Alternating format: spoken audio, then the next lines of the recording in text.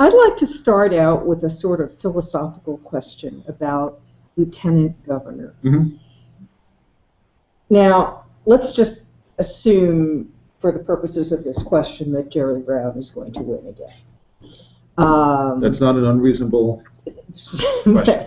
So you are running for lieutenant governor, and if you win, you will be entirely different philosophically from Jerry Brown.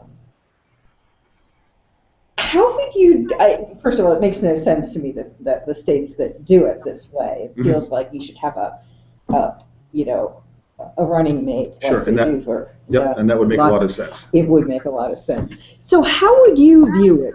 Would you be waiting for Jerry to leave the state to change policy? Or how would you, if Jerry were incapacitated for a time or anything happened, how would you view your responsibility in that case? Yeah. Well, let me back up for a second and say again, thank you very much for having me. And that's a good question because it really cuts right to the heart of the role of the office. First, let me say that I think that the power of the lieutenant governor to serve as acting governor when the governor is physically out of the state is an important one.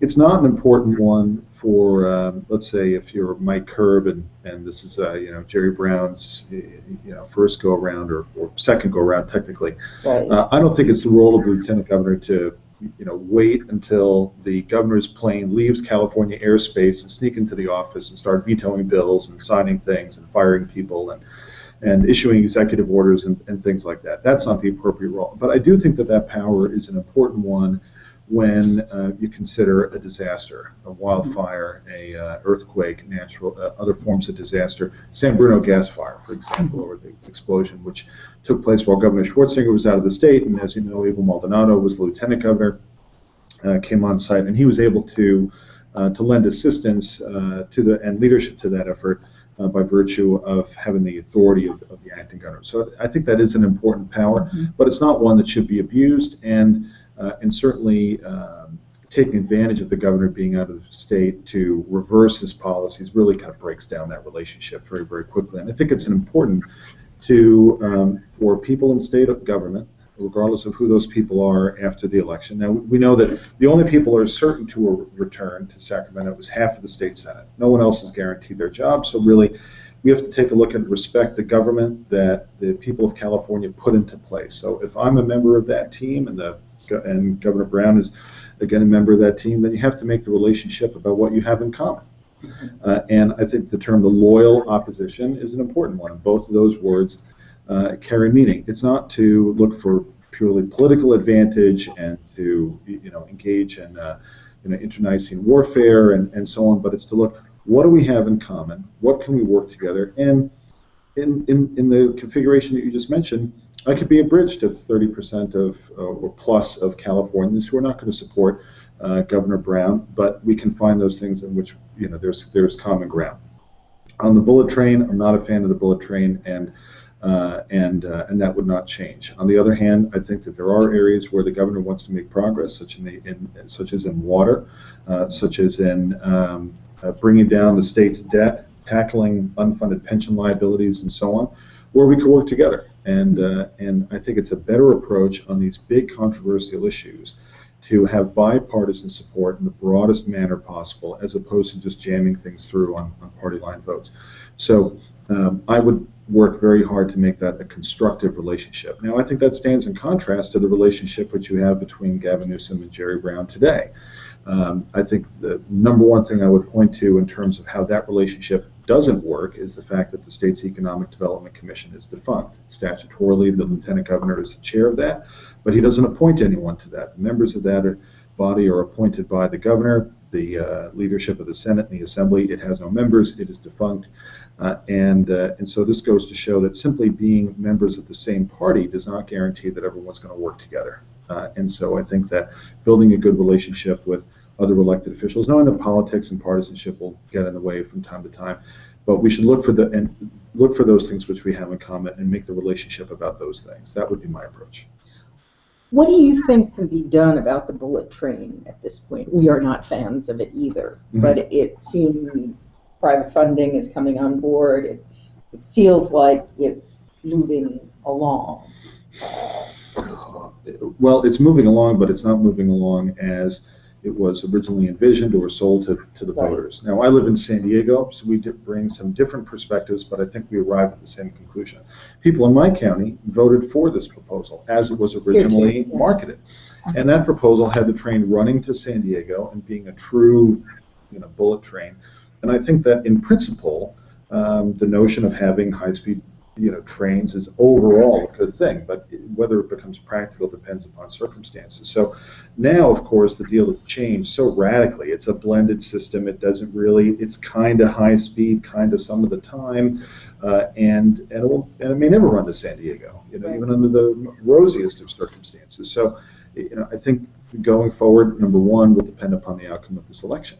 And again, I go back to, we shouldn't assume anything. Half of the state senate is going back. No one else, is guaranteed a slot again. And so I think that now is the time to have that debate. And so I'm not a fan of the bullet train. I would not advance that, that cause. And I would look for opportunities for state resources to go to higher priority items. And that I don't see any way that train is a high priority item, given the nature of the state today. Ron, when you say you would look for opportunities for resources to go elsewhere, I mean, what role does the lieutenant governor have anywhere in looking in influencing where resources go? I mean, I realize this is a little bit of a catch-22 question for you in a sense, but sure. But, I mean, I'm never quite sure how one really campaigns for lieutenant governor. When you say look for resources, yeah, but you don't have any control over resources. Right, but I was not asked a question premised on the authority of the lieutenant governor's office, right? So the question is, what do I believe and what do I support and so on. Now, statutorily, what one can do, we know that the statutory powers of the lieutenant governor are very limited. As a matter of fact, when I travel the state, I often note that in Texas, the lieutenant governor is arguably more powerful than the governor in some regards. In California, the lieutenant governor does not control his own parking space in the Capitol, as Cruz Bustamante painfully learned in 2003. However, I do believe that state elected officials do have a voice by virtue of the office that they hold. And so my view toward the office as a whole is to play a leadership role, to be a part of that discussion, to help to drive that discussion forward, and to do so every day. I'm not interested in running a winery while I'm lieutenant governor. I'm not interested in hosting a television show or radio show or doing various other interesting things. I think it should be all hands on deck on these issues. So I think the office is what one chooses to make of it. I don't think one needs statutory, a change in statutory authority in order to pull people together and have a discussion and influence the debate. Certainly, the San Jose Mercury News has an influence, and it may arguably have more statutory power than the lieutenant governor does. But it still means that you have the opportunity to have influence and have your voice heard. Yeah. I guess we'll move on from there. I wanted to ask about, you mentioned water policy. Do you agree with the governor that the two tunnels as currently proposed, that plan is the way to go for? I think the jury is still out on that. And first I think it's a moving target, number one. And it's dangerous for when you're a candidate to weigh in on moving targets, which can change at any point in time. And so I'm asked questions on certain issues that move. I think so. I would back up and go to what first principle should be, and that is that it should be evident that the state requires more conveyance and storage, that we lack infrastructure necessary for the size and where our population happens to be. Water politics are extremely complicated. They don't break down on partisan lines. Regional influences have, but what I have been doing is, as I've traveled the state, so for example, in the last 5 days, I've traveled over 1,500 miles, starting at San Diego near the Mexico border, going into Oregon in order to make it down to Crescent City. And so wherever I go, I'm talking about water. So whether it's tearing down 4 dams on the Klamath River as proposed, or it's a matter of these tunnels, I'm continuing to gather more information. So I think overall, improving infrastructure, water infrastructure, to get more water from where it is to where it needs to be is generally the right approach. Whether it's the tunnels or some other variation, I can't give you an answer on that just yet because I need more information and it's a moving target. And can you as you discuss that way the environment versus water needs and how you look at that calculation? Well, I think that certainly the preserving the delta is obviously an important issue, right? In terms of and I think that people in other parts of the state don't fully understand because the state is simply so large, and that is not an implicit endorsement of the Six Californias initiative, by the way. But the state is so large that I don't expect someone in LA to understand, well, the river flows into the delta, and you have the salinity factor that's influenced by the amount of water that comes in, and so on and so forth. So I think that, quote, environmental concerns is too broad of a question. I think it has to be narrowed down to to greater specifics. Certainly, in terms of building greater storage for I think as a minimal negative environmental impact, if any. So capturing more water in when we have more rain doesn't involve necessarily diverting a river and so on and so forth, and that should be a natural. We lack. How do you do it without diverting a river? Okay, would you expand existing dams or? Well, again, I think that this question is going to be answered in part by what a water bond looks like. So, what are the elements that go into a water bond, and is that something which can merit broad support? So, certainly, we need the greater storage and conveyance, and and so on, and that should be the bulk of what constitutes a water bond. My concern will be that there's all types of other things that will be in a water bond that doesn't really have anything to do with solving the state's water crisis. For example, some have proposed including $250 million for the state's share of funding of tearing down 4 dams on the Klamath River. That may solve other issues, but it doesn't solve our water crisis. So, again, that's a moving target. In general, I would say that the emphasis should be on greater storage and conveyance, and to do so in the most minimally destructive manner, as far as the environment is concerned. So. And you brought up pensions. Actually, Dan may want to ask about your view on what should happen with pension reform from here. My impression is it's pretty much dead for the Brown administration at this point, right? Dan? I'm sorry, your question? I was suggesting you might want to pursue the pension issue of further. Well, like Ron, give me a sense, where you see. Give me an evaluation of where we are at on quote-unquote pension reform, and what you think needs to be done, if anything, beyond this. As you know, I'm from San Diego County. We had to deal with this on a city level in a very, very significant way as a result of the city's near bankruptcy. So this is an issue which has moved much further down the field in San Diego than it has certainly in Sacramento. Mm-hmm. So the approach that was taken in San Diego in the form of Proposition B was as follows. For existing workers, we defined pensionable pay to truly eliminate pension spiking. So pensionable pay includes what would be normally and customary pay, and it does include all this other stuff. Right. For new hires go into a 401k defined contribution plan, much like Toyota or various other current company, more modern companies might have, as opposed to GM and so on. And this has a dramatic impact on the city's financial future. And I don't have to tell you the benefits of a defined contribution plan. Number one, they're fully portable, and number two, you're quote vested from day one, minute one, and you have a right to that, to those funds. In Sacramento, it was far behind making that type of progress. I think it's worth noting that in the city of San Diego, this was passed by ballot measure. It was Proposition B. San Diego is not a majority Republican city by far. Republicans are third in registration in the city, behind Democrats and Independents, and yet Prop B passed with the support of Democrats, Independents, and Republicans.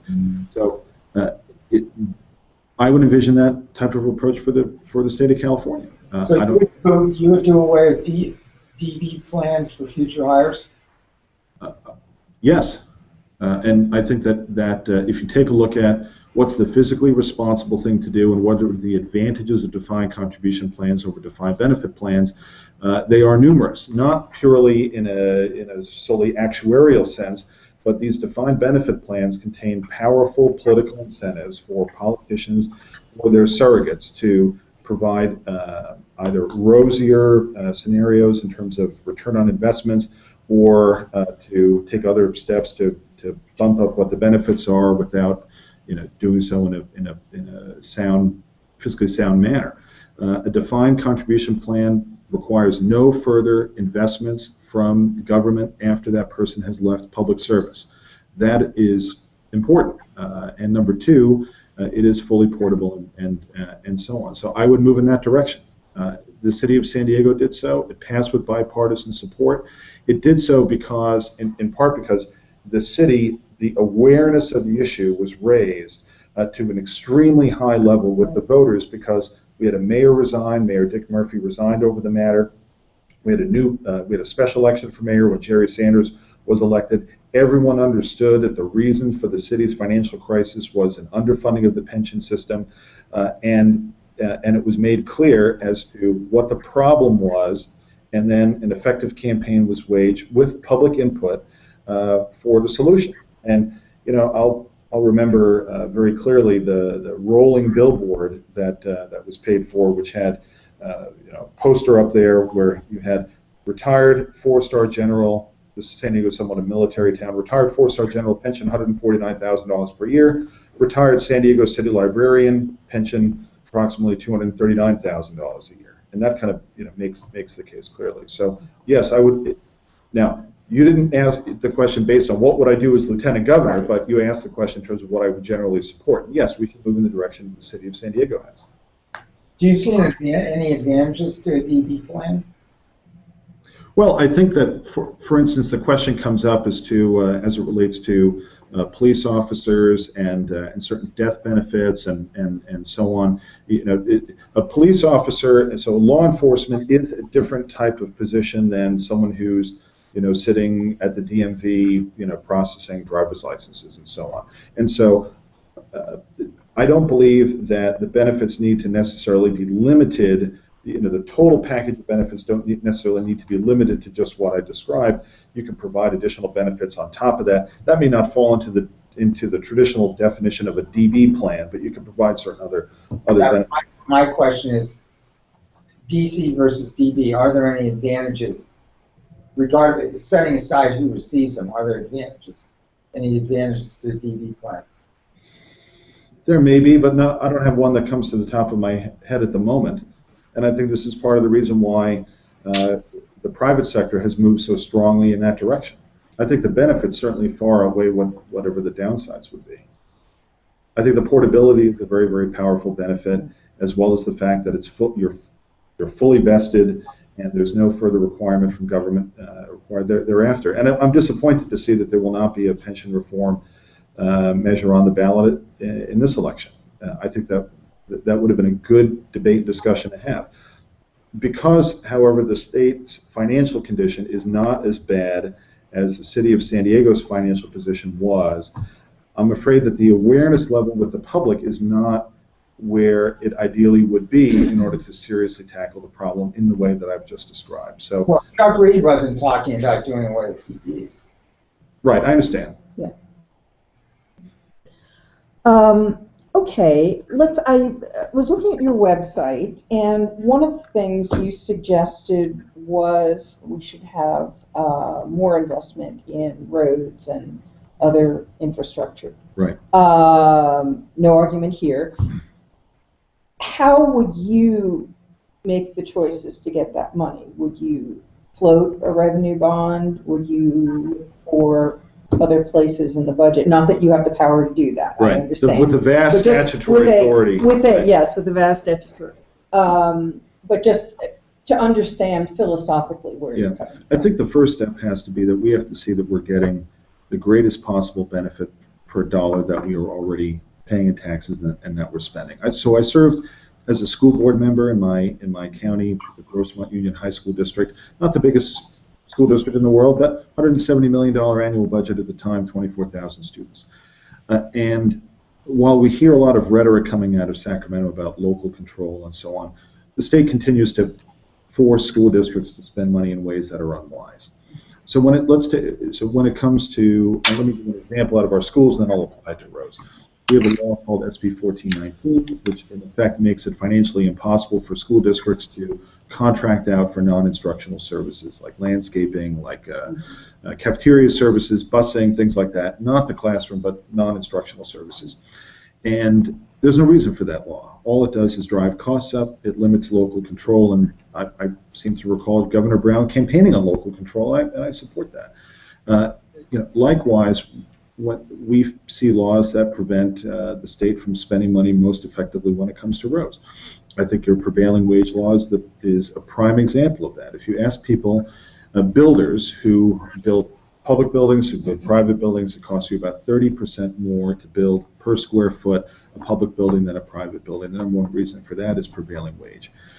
And at a time when we have to make sure that we are getting the greatest public benefit per dollar that is spent on the part of the government, and laws such as that artificially inflate. Artificially, it's not the market determining that. It's not the labor market determining that. It's an artificial inflation of what the cost is in order to provide these services and infrastructure. So number one is we have to take a look at how can we make existing dollars go further. Number two is how are we allocating, for example, transportation dollars or other resources that we have available? And I think that the train provides a prime example of how not to allocate resources. And in terms of we have roads that are not only not sufficient in terms of we don't have enough roads that are wide enough, but in terms of the design, the safety, engineering, materials, etc., are not where they should be. And so we have to look for those economies. Now, if you were to just take just back of the cocktail napkin math, if your public construction costs for buildings are 30% higher in large part because of prevailing wage, and you're able to, let's say you only take half of that benefit. Let's say when it applies to roads, you're able to go 15% further. Well, it's 15% more road miles that you're able to build for the same number of dollars. Does that solve all of our problems? No, but 15%, that's a significant, amount, in that regard. So that's number one. So I'm sorry. That's where I would start. Okay. Ron, I know you don't have a vast amount of statutory responsibility for lieutenant governor, but the lieutenant governor does sit on boards, commissions, those kinds of things. Yep. What one or two of those excite you, and where would you get involved in those kinds of things that you would be sitting on, and what ones are you the most interested in? Well, I would start with the currently defunct Economic Development Commission, and I don't just poke at that, but I think that at a time when we have the nation's highest unemployment rate, the nation's highest poverty rate, fourth highest unemployment rate, and a badly uneven economic recovery, so-called recovery in California. Bay Area doing well, but if you stand in the middle of San Francisco, you go 77 miles to the northeast to Colusa County, which I won in the primary, so I like citing Colusa County. You have 18% unemployment rate in Colusa County. In my county of San Diego, 6%. Next door in Imperial County, 21.9% unemployment. So I think the economic development has to be priority number one, and yet we have a state economic development commission, which presumably was developed on purpose, which is currently defunct. So continuing from the assumption of the earlier question, so let's say if Jerry Brown, so I support Neil Kashkari, but if Jerry Brown were reelected, and let's say you had a Democratic majority in both houses of the legislature again, I would do my best to see that commission is populated, and not necessarily populated by people who Ron Nehring chose, but it should represent the state in terms of partisanship, region, industry, and so on, and that should be a forum for bringing folks together and to address some of these longer-term problems. So that's number one. really the three main, we cite, boards and commissions. I guess there are, four that are primary. Number one is Economic Development Commission. Number one. Number two, your UC and California State University system, and then your State Lands Commission, as well. So those are the big ones. Ocean Protection Council, that's kind of, doesn't have the biggest influence in the world. But certainly Economic Development Commission, far and away, would be the most important. What would you do differently, if anything, with your influence on the UC, CSU boards? Well, I would say that that we have a serious crisis with our young people who are graduating with huge, college debts. And are entering a poor job market. So the number one thing that we can do for someone who's graduating out of the UC system is to make sure that they have a job to move into. And I recognize that that's not a function of the system. However, it is something which is affecting those students. But they're also graduating with an enormous amount of debt. And I'm not sure that the incentive structure currently is correct. And there was an interesting data point that came out of Indiana with Governor Mitch Daniels in terms of should we be funding the UC system based upon how many students are enrolled, or rather how many students are graduating? Should we have incentives that allow people, well, if you graduate in 5 years, that's okay, or do we want to create the incentives the other way so that we're rewarding people based on how many people are actually graduating and then moving out of the system? If we can have someone get their 4-year degree in 3 years, or a combination of online learning or other innovations, then we should do that. That simply makes sense, and those are the types of innovations which I think we should be looking toward. In terms of other issues as they come up, I think that's also a moving target. That depends on what the various issues of the day are. Should the emphasis be on saving more costs in the system, or do you think there is a need for more money to go into that system? And let's extend that to K-12 as well. Right. Well, I go back to saying that we have to make sure that the money that is currently being spent is being spent wisely, and that we're not artificially driving up costs. So if we're building a UC Merced campus and we're building it under a project labor agreement, and we're shutting out 85% of the construction market, which happens to be non-union because we want to do that, then that is not a wise use of taxpayer money. It's not either for the state or for the system or so on. So we have to make those dollars go further. In terms of is more money necessary to go into our existing K through 12 system, I think that varies based upon where you are. We have, however, I think what's been commonly overlooked is that many of the inefficiencies that are built into that system that suck up a lot of resources may not necessarily be even law, but they may be in the collective bargaining agreements which are signed between the representatives of teachers and the district. And I'll give you an example from my own district. So in the Grossmont High School District, we had 11 campuses, and we had a provision in our collective bargaining agreement which says you cannot require a teacher to teach at more than one campus in a day.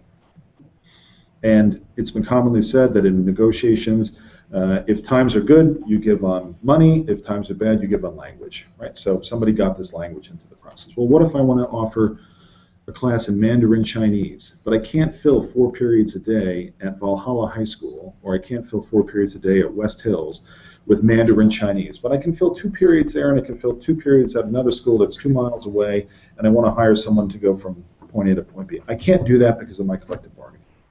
So those bargaining agreements are negotiated under terms that are set by the state, and I think that districts should be given more flexibility in terms of how they're allocating their resources as far as that is concerned.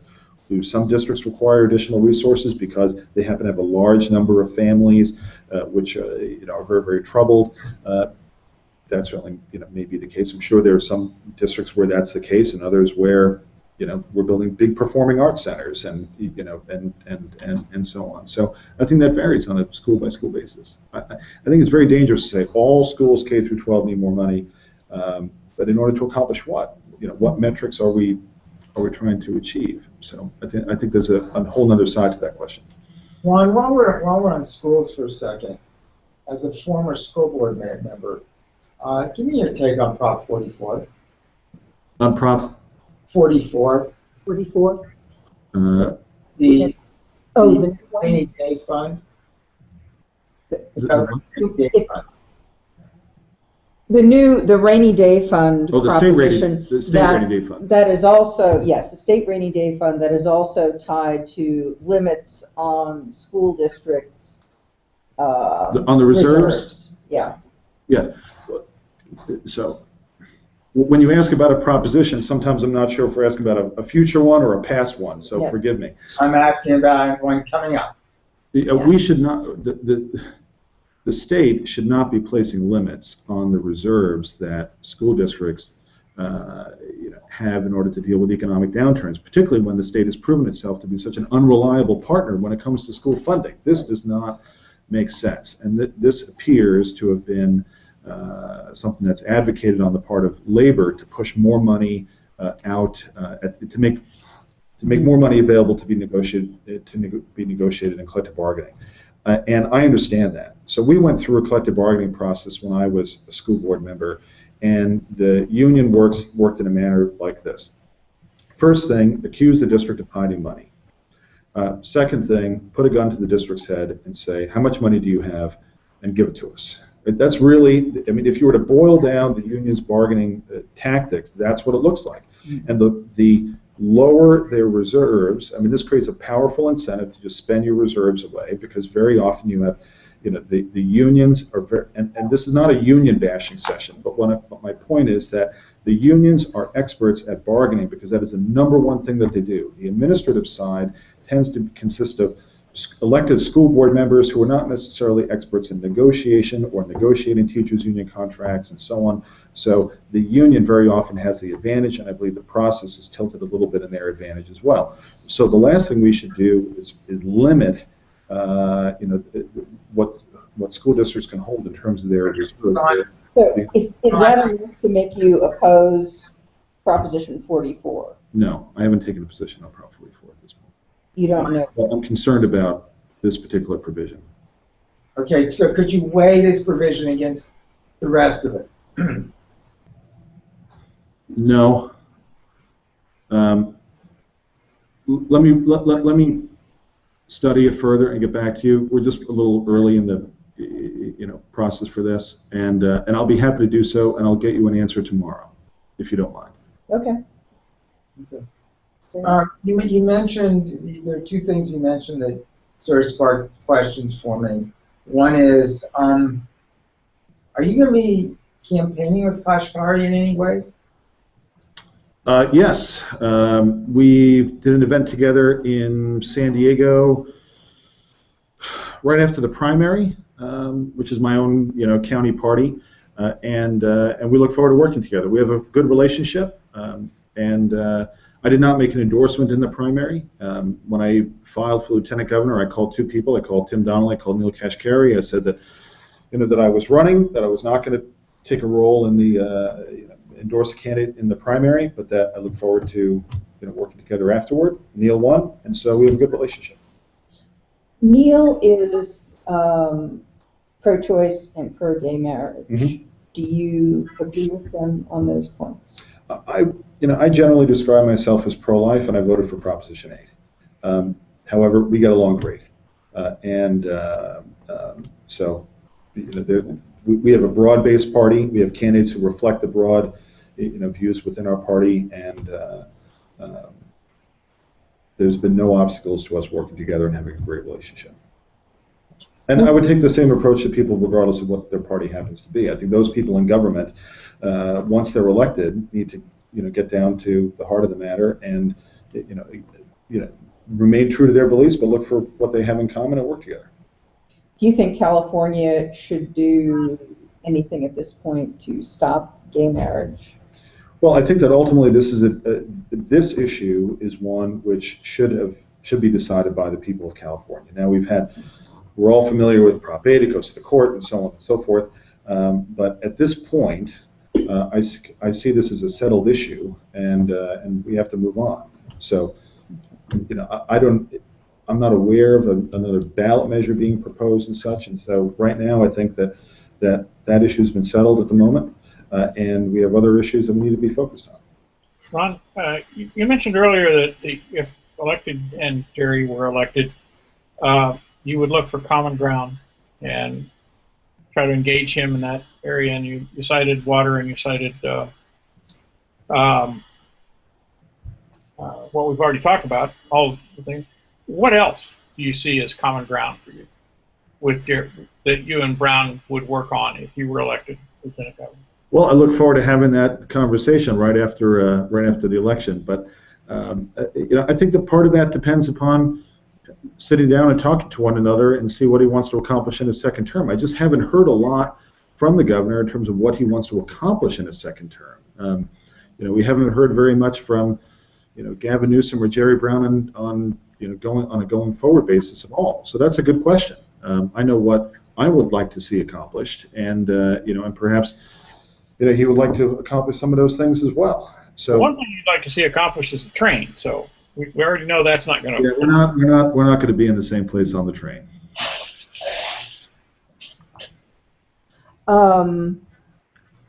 Also on your website, the NRA is among your supporters. I'm wondering, how do you feel about gun control or regulation as it stands now in California? Do you support, for example, background checks? I think background checks are an important thing, and I support them.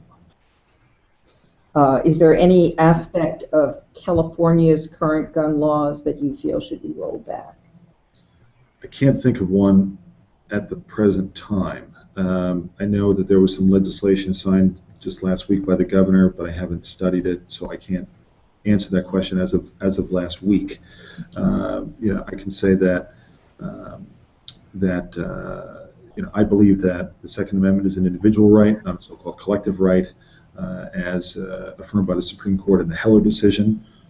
And in general, I believe that individuals have that right as a means of self-protection and so on. Now, there is ongoing litigation in a case involving San Diego on concealed carry permits, a question of shall issue or may issue, and then under what circumstances that takes place, and so on and so forth.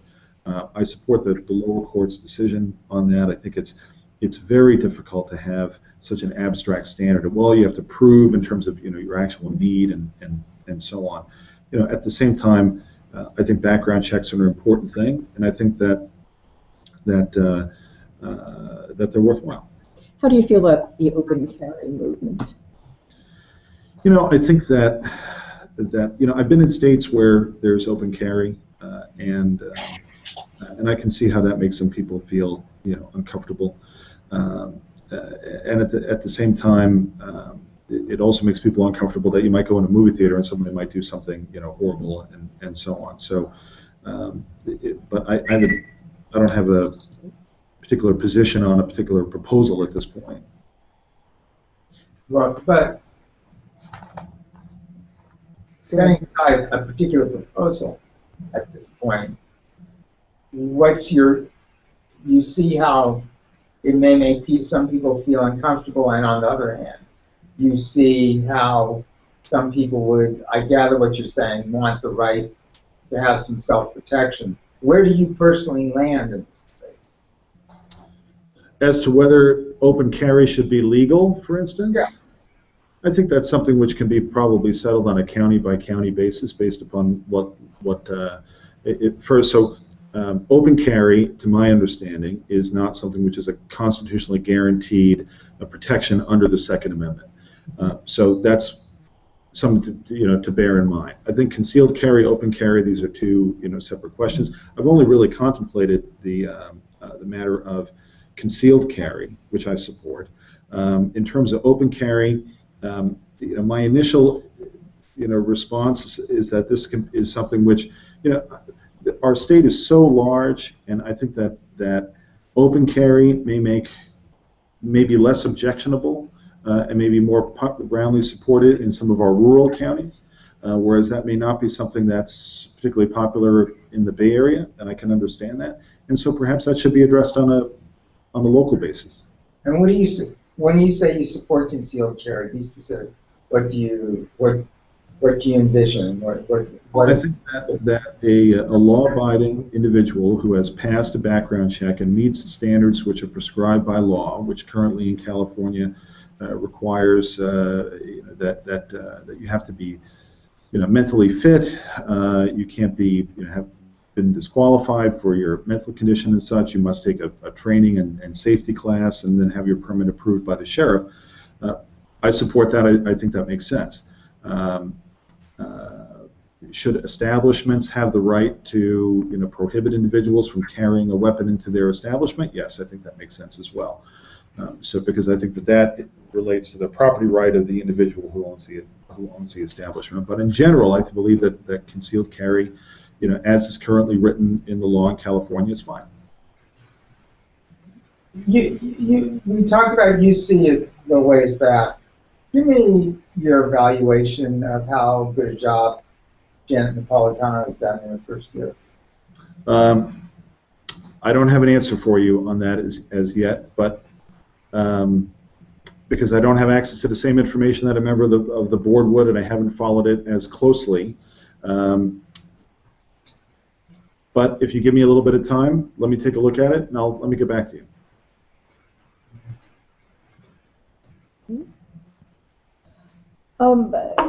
Getting back to education for a minute, you talk about Common Core and seem to be a little general, but I gather you don't think it's a good idea to push forward.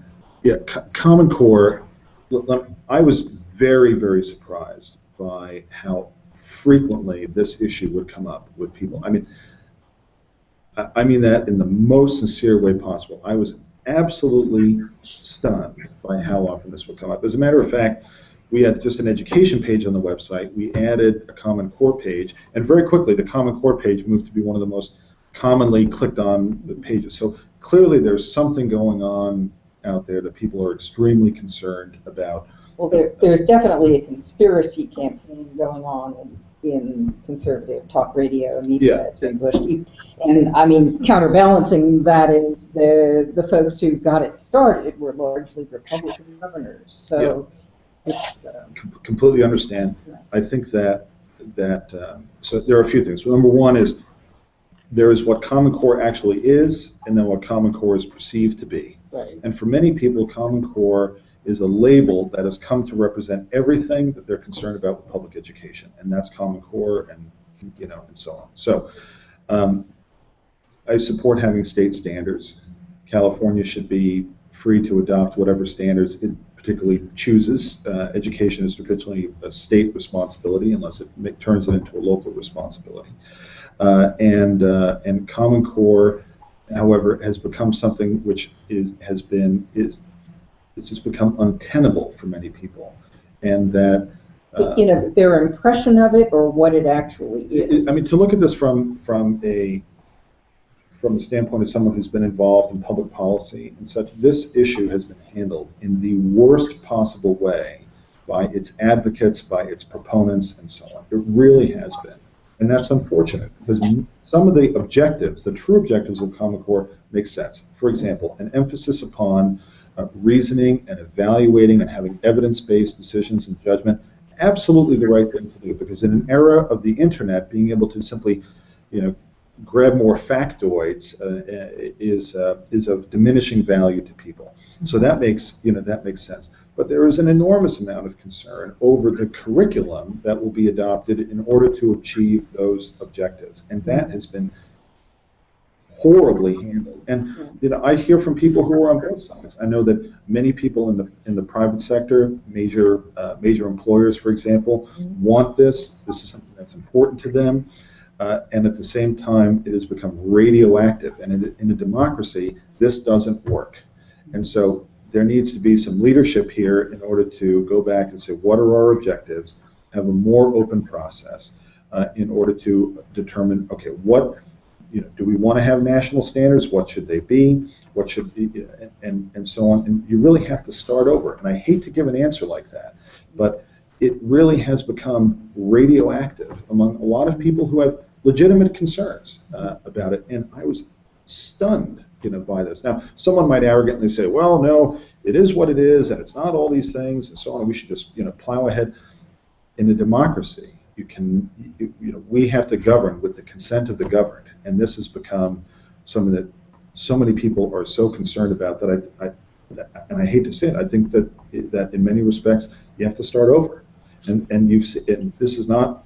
I mean, there are people on the left as well as on the right who have concerns, about it, and not only being responsive to people on the right, but there are people in the labor unions as well who are not happy about this. And I've spoken to teachers about it. I've spoken to school board members about it. Most of the teachers who I talk to about it say this is the latest fad. It comes in about a 7-year trend. We were No Child Left Behind, and now it's Common Core, and now there'll be some other thing, and so on.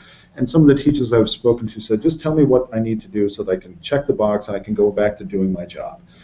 And I think that's a kind of a practical. I'm sorry, I don't mean to be so long-winded on this, but I'm trying to cover the entire thing. It's an interesting situation.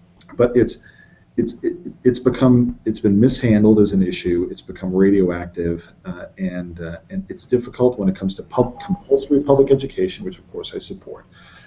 You have to have the consent of folks, otherwise they're going to pull kids out of school.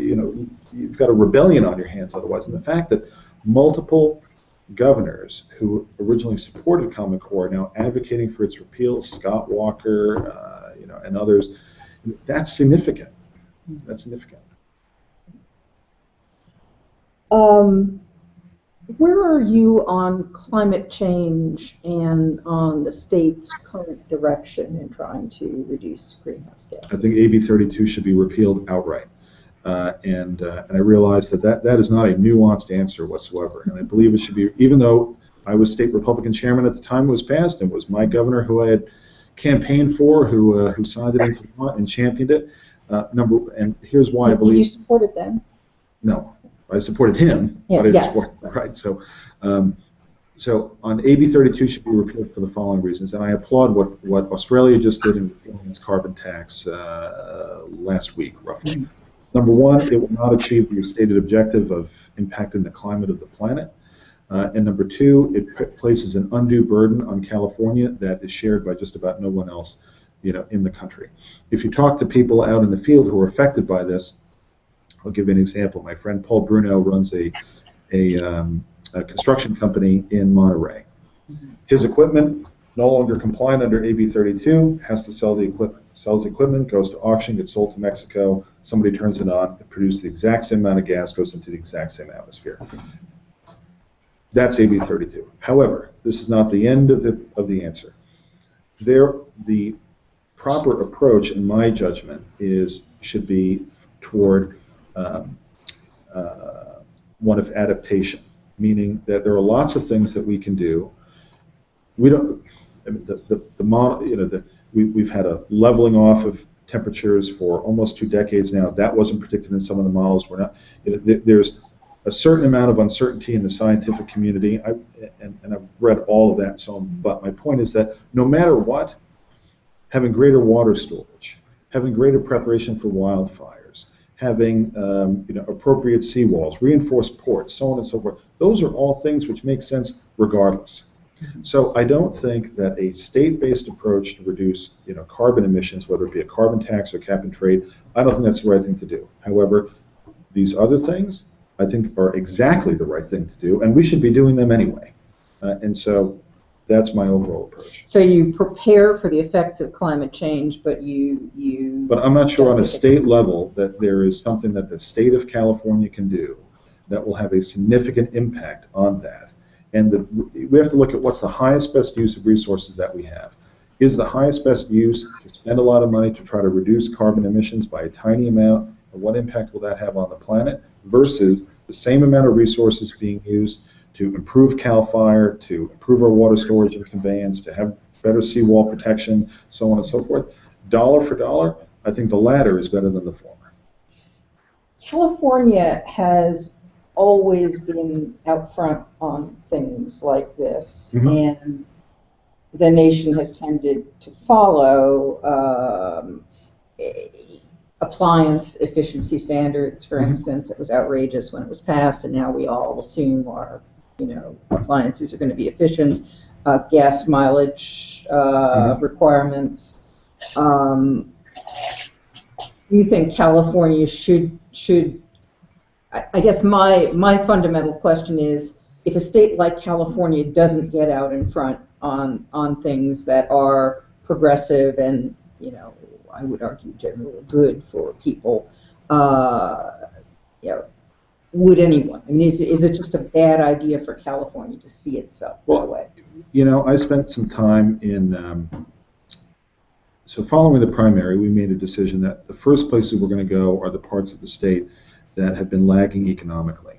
And the two regions that stand out the most are the Central Valley and the Inland Empire. So the first place we went when we went on the road is to Barstow, Victorville, Adelanto, Hesperia, San Jacinto, etc. I have a hard time telling people in those areas who are not nearly as wealthy as those of us who are close to the coast that you have to continue to pay 53% more for electricity than they do in Texas in pursuit of this. That doesn't, I don't think that's justifiable, and I don't think that that's cool. Those folks who live in the inland region are paying far more for electricity, and the policies are being set largely by people who live on the coast who pay much less for electricity because they use less, because they have the benefit of being closer to the coast, and they're wealthier. So we have the wealthier people in the state who are forcing through policies that are driving up electricity rates that are being paid by the folks who have the least ability to pay that. That doesn't make a lot of sense to me in pursuit of such a policy. I think that is a more theological approach as opposed to a practical approach.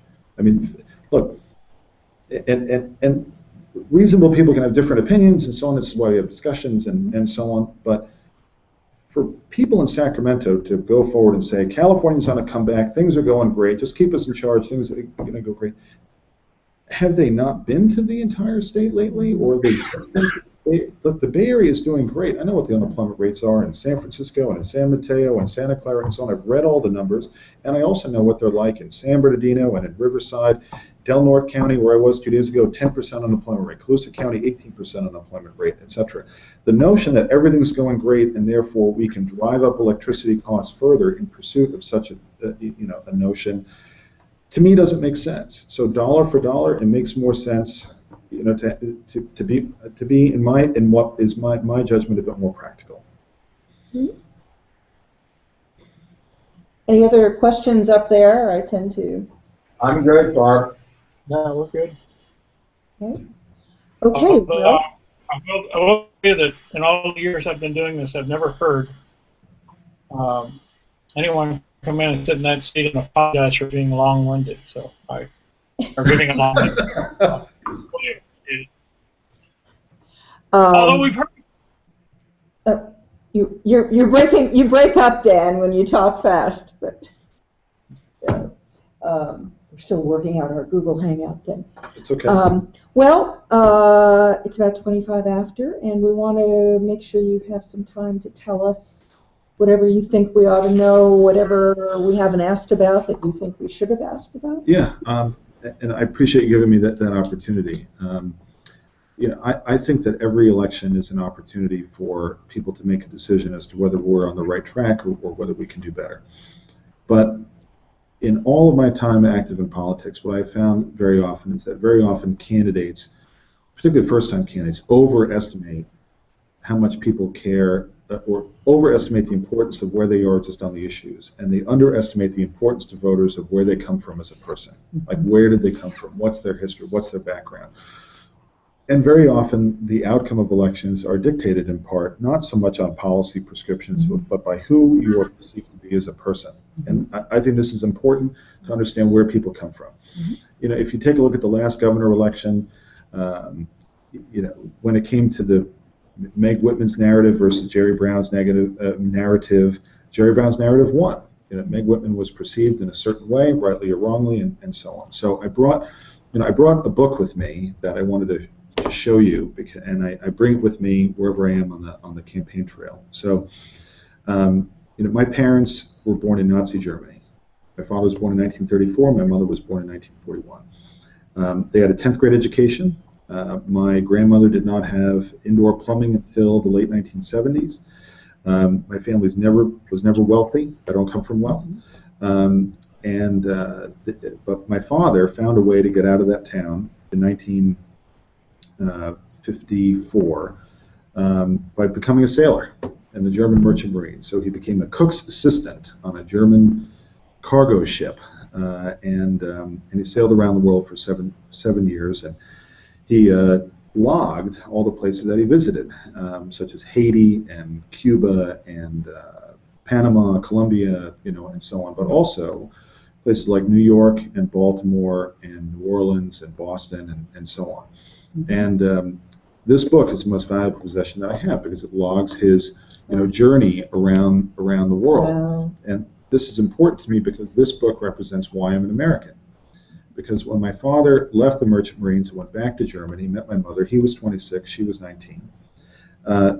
He convinced her that of all the places in this book that he wanted to go to America, because he believed that America represented the opportunity and freedom that he really longed for. And so they came here in 1961. My parents spoke no English when they came here. My parents learned English by watching cartoons on television. They were called names. They were called names just purely because of where they were from. They were called Nazis and things like that. We had fought a war with this country. Two things that I picked up from my father and I think are relevant here. Number one is that although he never became wealthy, he never missed an election, he always brought me with him to vote as a little kid, and he always put on a tie. And my father never wore a tie to work, but he always put on a tie because he felt that there was something important to democracy and government and so on that we had an obligation to participate in. And the second thing I learned from him is that he never told me who he voted for. And I think that comes from growing up under the Nazi regime where if they had elections, but if you voted for the wrong person, you told the wrong person. Right. The Gestapo came and you never heard from again. But although he never told me who he voted for, I know who he voted for because he also told me he would watch these presidential debates in the 60s and the 70s, and he just concluded that he thought the Republicans represented better the ideas of freedom and opportunity that brought him to this country, and that's what led him to become a Republican, and I think that influenced me to become a Republican. That's what I think the Republican Party should be about. That's what I think our candidates should be about. I think that too often we've gotten away from that. And I think a party is, I was the chairman of the California Republican Party for 4 years. I can tell you for certain, the chairman of the California Republican Party does not define the Republican Party. The Republican Party is defined by its candidates and by those people who are elected to office. And I have an opportunity as candidate for lieutenant governor and potentially as lieutenant governor to help define that in a way that's better for California, better, not just better for a political party, but better for our state. I don't think one-party rule works well in California. I think we have evidence all across the state that one-party rule doesn't particularly work, whether it's Leland Yee, whether it's other state senators who've gotten into trouble, whether it's regulatory excess, whether it's we can't reform CEQA, but we can give exemptions to people who hire enough lobbyists and want to build a stadium for the Kings. I think the evidence is that all over the place, and I think that our state needs a competitive two-party system. We don't have a competitive two-party system. It requires people who have been elected and nominated, as I have. So it's one thing when you're a party official, it's another thing having been elected. I've got a certificate of nomination signed by Deborah Bowen at home. So I have the ability to define that, what the Republican Party stands for. And I don't mean to give a partisan talk in this regard, but I'm trying to speak to a broader issue. And that is that I want to define the Republican Party by those things that we are for rather than what we are against. I want to talk about the benefits of my ideas as well as our intentions and not simply leave those aside. You see that reflected when I talk about the border, when I talk about immigration as well. You have not seen me engage in some of the more strident protests or so on. Now, when you're running for lieutenant governor, you may not be aware of this, but the press doesn't always call you every single day. So it may be tempting to some people to go down and run to where the camera is and get people further worked up. But you didn't mention the issue of immigration, but I think it's an important one in our state, regardless of the awesome statutory authority of lieutenant governor, because it is an important matter for 40% of our state, in particular, that has Latino origins. I've not engaged in some of those things that you might have expected another Republican candidate to engage in, and in fact, I said that those children who've come here should be treated with care and compassion, but that they also need to be returned to their country of origin. and our border needs to be secured because there's nothing humane about an insecure border that lures people, in this way. I've had the opportunity to spend time in Guatemala and Honduras, a significant amount of time in Guatemala, and which is the poorest country in the Western Hemisphere. And I can speak to some of these issues as to the challenges that are back there. I'm not someone who just lives in his suburban home and is isolated from the rest of the world. I've seen firsthand the circumstances in places like San Pedro Sula, Honduras, which is the murder capital of the world because of the drug trade. Another issue which hadn't come up. Gavin Newsom is in support of moving in the direction of Colorado on drugs. That's something that I'm strongly opposed to. And my opposition to that is not rooted in partisanship, but part of the fact is that both of my parents became alcoholics later on in life. My father died at age 62, my mother of age 52, both circumstances that were exacerbated by their addiction and so on. And so I think that's an important issue as well. But I think you're going to see, even though I come from a partisan background that generally the press doesn't like to see, now in this role, I get to be my own person. That doesn't mean I'm a different person, but it means that I understand what the role is now and what the role is of the office that I'm seeking. And so I hope that we can continue to have a dialogue going forward, not just a monologue, and I realize I'm being long-winded again, but it's important to get to know who the individuals are, because that speaks to the type of judgment that they will bring to the office. And we've seen recently, Leland Yee is an example, that you can be a great partisan fit for where you seek to represent. But if your values and who you are down here isn't right, then you're not going to make a good public servant.